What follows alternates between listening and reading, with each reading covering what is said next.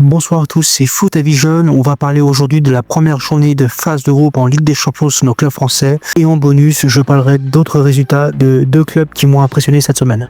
Première match, on parlait du Real et OM. J'avais dit que le Real allait gagner exclusivement par un Real assez faible en circonstances, mais aussi un OM qui s'est effondré psychologiquement à la 70e minute. On va faire un résumé tout au point. Le Real a eu des occasions vraiment énormes en première mi-temps par un gardien Gouli qui était exceptionnel. Et aussi, il y a eu Temutua qui a marqué le premier but dès la première mi-temps, ce qui a rassuré l'OM et qui a rendu confiance. Et un penalty bête de Kondogbia qui aurait dû être évité, que le Mbappé marque un partout à la mi-temps. Après, en deuxième période, ils ont eu des occasions franches jusqu'à que Pierre-Yves Aubameyang le rate, qui aurait dû cadrer cette frappe, malheureusement. Et là, je n'ai pas compris à la 70e minute, une faute bizarre, carton rouge pour Cabral, et c'est là où l'OM s'est complètement effondré. Pour moi, l'OM s'est effondré à ce moment-là, et deuxième penalty injustifié. Je pense qu'il n'y a pas eu faute du tout. Bon, ça, c'est l'arbitrage depuis des années que les clubs français subissent. Et but de Mbappé de 1. Je trouve qu'en termes de prestations, l'OM a été très bon, courageux d'ailleurs, malgré les circonstances que les joueurs viennent d'arriver depuis une semaine. L'OM aurait dû gagner ce match vu la prestation du Real assez médiocre. Ils auraient dû gagner 2-0 maximum, avec le gardien exceptionnel qui a arrêté tous ses tirs, mais aussi j'ai pas compris l'effondrement psychologique, pourquoi ils ont bétonné à fond. J'ai l'impression qu'ils cherchaient le match nul en fin de rencontre, et ce qui est dommage, hein. Ils étaient en supériorité numérique, ils auraient dû défoncer le Real jusqu'au bout, quoi. Bon, c'est le football, c'est dommage. J'espère que contre la Geste le feront autrement. On va parler de Paris, PSG Atalanta.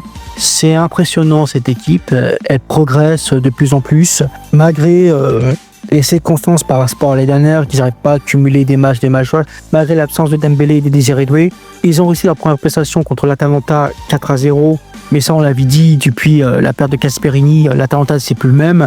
Les résultats sont pas terribles, c'est ce que j'avais expliqué dans le résumé les adversaires du PSG. Domination totale, 2-0 à la mi-temps, but de Ravachella, magnifique, pied droit, exceptionnel. Et surtout, c'est Nuno Mendes, 1-2 crochets. Là, le gardien aurait dû arrêter, mais là, c'est magnifique, c'est de l'art. Mais aussi, il faut rendre hommage au capitaine Marquinhos, qui a fait un pressing défensif dès la deuxième minute, et après qui fait une première risque, qui fait une base décisive et qui marque. Rendre hommage à le capitaine, qui est exceptionnel. Cette équipe est toujours magnifique à regarder, hein. J'apprécie de plus en plus à les voir par rapport à l'année dernière, et je sens qu'il y a une nette progression depuis qu'ils ont remporté cette Ligue des Champions, voire même quand ils étaient en finale de Coupe du Monde des clubs. Prochain match en deuxième journée sera contre le FC Barcelone. Ça environ sera un bon match. Je vais voir ce que ça va donner, surtout en milieu offensif, voire même mes milieux de terrain, c'est ce qui m'intéresse le plus. Je sais pas si le Barça s'est renforcé en défensivement cette saison. Si vous êtes supporter Barcelone, dites-moi dans les commentaires. On verra ça après. Là, le troisième match, FC Bruges Monaco. C'était un match décisif pour Monaco. J'ai pas vu le match, mais j'ai vu un résumé. C'est une prestation pitoyable de Monaco. C'est pitoyable ce qu'ils ont fait, Monaco. C'est une honte. C'est dégueulasse. Excusez-moi de ne pas tant énervé, mais quand j'ai vu la prestation du match, 10e minute, Turin, t'as penalty, t'aurais pu t'arranger le coup. Mais là, dès la 30e, mais oh les occasions que Bruges avait, mais là, les frappes, les centres, les corners, 3 buts en 10 minutes. Je vous mettrai le résumé en la description, mais c'est une honte ce que j'ai vu de Monaco. 3 buts en 10 minutes, mais des buts qui auraient pu être arrêtés, mais que la défense n'a rien fait. Mais 3-0 en une mi-temps, mais c'est une honte. Oh là là. Après, bon, c'est pas arrangé en seconde période, et là, Bruges les domine carrément. Monaco avait l'impression, on dirait des mecs qui voulaient pas jouer, mais là, c'était quatrième but de Bruges à la 70e minute. Oh, la défense inexistante, mais c'était grave, c'était honteux. Et le pire, quand j'ai vu l'interview en après ma rencontre, c'est là où j'ai vu l'état d'esprit de Monaco actuellement. Quand il dit, au prochain match, tout dépendra de Paul Pogba. Là, le mec a démissionné, le mec est désespéré, le mec, là, il est devenu religieux spirituel. La prestation minable, 4-1. Putain, mais supporters en Liga, ils ont vu ça, ils ont été dépités, mais vu les résultats de saison en championnat, c'est pas mieux non plus. Si c'est pour faire comme Nice, finir 2-3e et se taper des résultats de merde comme ça, c'est pas la peine. Ne jouez pas. Bon, prochain match pour Monaco, on va dire que c'est mort. Ça sera contre Manchester City. J'ai rien à rajouter de plus. Petit bonus, ce que j'avais expliqué en début de vidéo, on va parler de nos amis les Belges. Les Belges, cette semaine, sont très contents après la victoire de FC Bruges contre Monaco. On va parler de l'autre club de Bruges, l'Union Saint-Gilloise, qui participe à sa première Ligue des Champions de son histoire, qui a gagné à l'extérieur 3-1 contre Eindhoven, le champion des Pays-Bas en titre. C'est une résultat surprise que je m'attendais pas du tout à ça. Excellente performance de l'Union Saint-Gilloise à Eindhoven à l'extérieur, 3-1, surtout avec une possession inférieure de 37%. C'est là où on voit que c'est leur première participation, qu'ils veulent impressionner les autres. C'est pas étonnant, ils montent en puissance depuis quelques années, et là ils sont toujours en tête de leur championnat belge.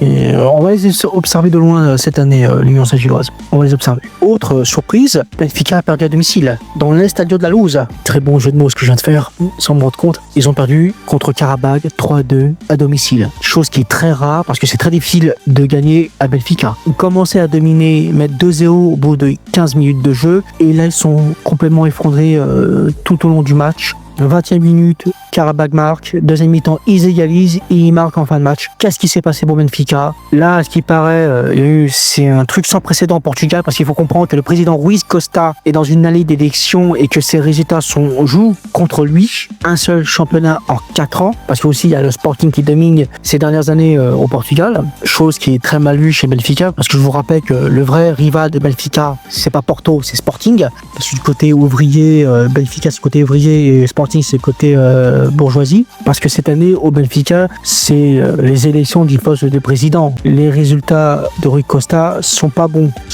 j'ose m'expliquer. Un seul championnat en 4 ans, et aussi t'as ton rival historique qui est Sporting Lisbonne, parce que c'est le vrai rival historique, c'est pas Porto, hein, parce que Sporting Lisbonne c'est un club de Bourges et Benfica c'est un club populaire et ouvrier, et que ton rival historique gagne 3 titres sur les dernières années, ça te la fout mal. Et là il a limogé Bruno Lage, et là il fait un coup de poker comme à la Patrick Broel, il a appelé José Mourinho pour remplacer l'entraîneur de Benfica, pour devenir entraîneur du poste de Benfica. Pour rappel, José Mourinho s'est fait virer de Fenerbahçe parce qu'il ne s'est pas qualifié en phase de groupe de qualification de la Ligue des Champions, parce qu'il ça permettait de ramener l'argent, mais aussi parce qu'ils sont fait même taper par ce même Benfica, tu vois, d'où la rosée, et que Benfica l'appelle pour le ramener, sachant que José Mourinho, avant d'être l'entraîneur mythique de Porto, il avait entraîné Benfica auparavant, qui s'est fait virer au bout de 3 mois à cause d'une mésentente de président de l'époque. En réalité, Benfica répète les mêmes conneries d'il y a 25 ans.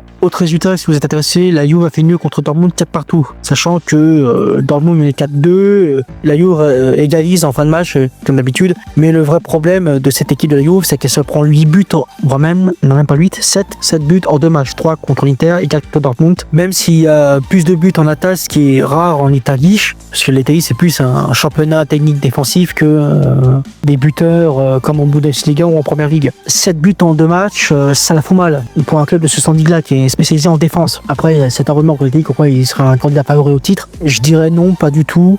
Pour moi, ce sera soit Naples ou Milan, mais pour moi, la Juve a encore d'autres résultats à prouver. J'attends de voir ce que ça va donner contre Naples et le Milan cette saison. Après, je vous dirai si c'est la Juve et c'est un candidat au titre. Mais pour moi, cette saison n'est pas un candidat au titre, c'est plus un club en reconstruction.